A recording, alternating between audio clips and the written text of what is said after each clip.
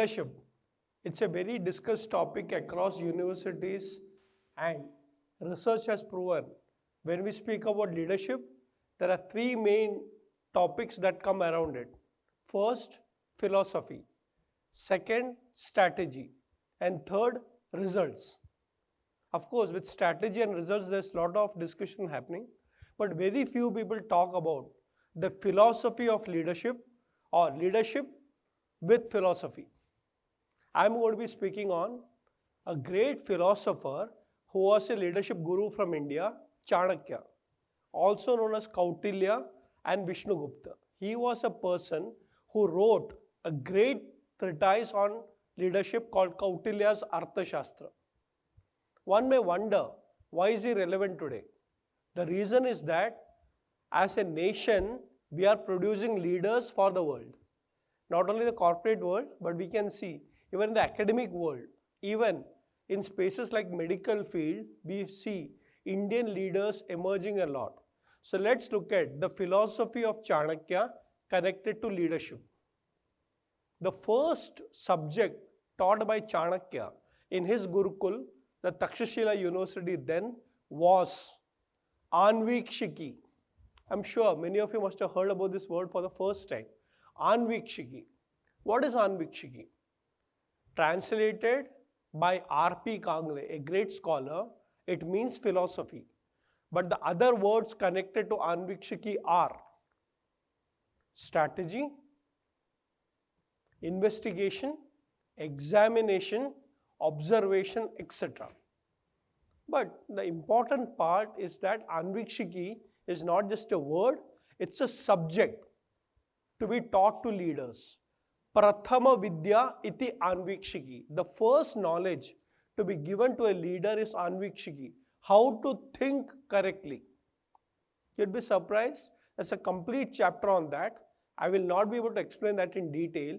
Yet, Anvikshiki is actually a combination of three words. Sankhya Yoga Lokayata iti Anvikshiki. Sankhya plus Yoga plus Anvikshiki Sankhya plus Yoga plus Lokayata is equal to Anvikshiki. You can see a small formula has been put up on the board. A is equal to S plus Y plus L. Let me explain that. Anvikshiki, as I told you, is how to think correctly. How to think? First is S, Sankhya. Sankhya is also philosophy of this country, and we find that in Bhagavad Gita's chapter 2. Yet, Sankhya also means numbers. A leader has to think in numbers, Sankhya. Today we have data science, data analytics. Our country actually produced people who are good in numbers, mathematics. If you cannot think in numbers, you cannot make strategy. The first requirement is to think in numbers, Sankhya. But the second important way of thinking is yoga. Most of us would interpret yoga as something which is yogasanas at the physical level. Yes, that's one part of yoga, but it's also a state of mind to be calm and quiet under any circumstance. As leaders, we go through various uncertain times. We have to face lots of ups and downs. So, a leader, he or she, has to maintain equanimity. That's a way of thinking. As they say, whatever be the paristhiti, your manasthiti should be calm and quiet. Yoga. And finally, L, Lokayata. What do you mean by Lokayata? They are also called as a stream of philosophers named Charvaka. They are the one who don't believe in the other world. They believe in this world. They are worldly wise people. So yes, we believe that there is many worlds, including this world. You have to perform in this world. So you have to be practical.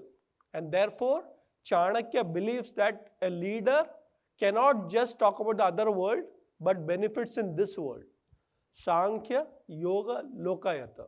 Imagine having a thinking which is having a combination of all these three. You become a philosopher king. And therefore, Chanakya calls such a leader as Raja Rishi. Raja plus Rishi. As you know, Raja means a leader, a king. And today's generation we see, cannot limit it to one gender. It has to be any leader of any gender. But he or she also has to be a rishi. Who is a rishi? A thinker, a scientist, an analyzer, a person who logically takes the decisions. Therefore, a Raja Rishi is a philosopher king. Aristotle spoke a lot about how it's important to have more leaders with philosophical base. Even in the academic field, finally the degree that you get, the highest degree is a PhD, doctorate in philosophy. It doesn't matter which field you take, but finally you become a philosopher.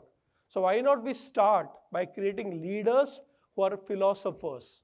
Remember this word Anvikshiki. I like to wind up with a small story which actually was part of Indian culture. Students from across the world used to come to India to study, and they used to look upon India as the knowledge capital of the world. When they came to India, they saw all the people were happy. As Chanakya's philosophy says, Praja sukhe sukham rajnah prajanam cha hite hitam. In the happiness of the people lies the happiness of the king. So truly they observed that the people were happy. They went to a common man and asked, we have heard a lot in our country about the greatness of your country. But tell me, why are people so happy? And everybody had a common answer. We have a great leader. Please go to him and ask him what's his formula. What's his secret of success? So all the students from abroad go and take an appointment with the then king, Chandragupta Maurya, who was a student of Chanakya. They meet him and ask him, how do you keep the people so happy? What's your governance model? What's your leadership model? Please teach us the subject. We are students and we would like to go back to our country and become a great leader like you.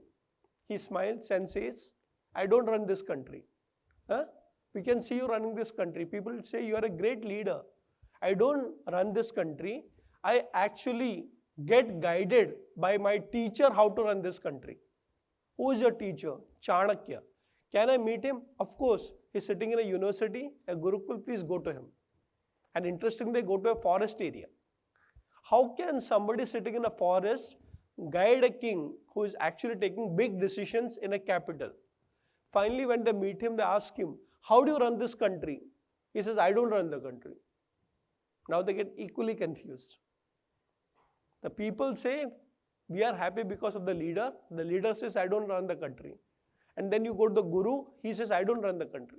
And he says, you know, the country is run through the leader based on philosophy. So there is a method of running the country and we call it dharma. And the day dharma, ethics, morals guides the leader, actually he becomes a great Raja and the country becomes a great country. Dharma and artha has to go hand in hand. Therefore, we want to make any country economically prosperous. We need to make sure we have the basis of ethics, morals, integrity, and of course, philosophy. Thank you.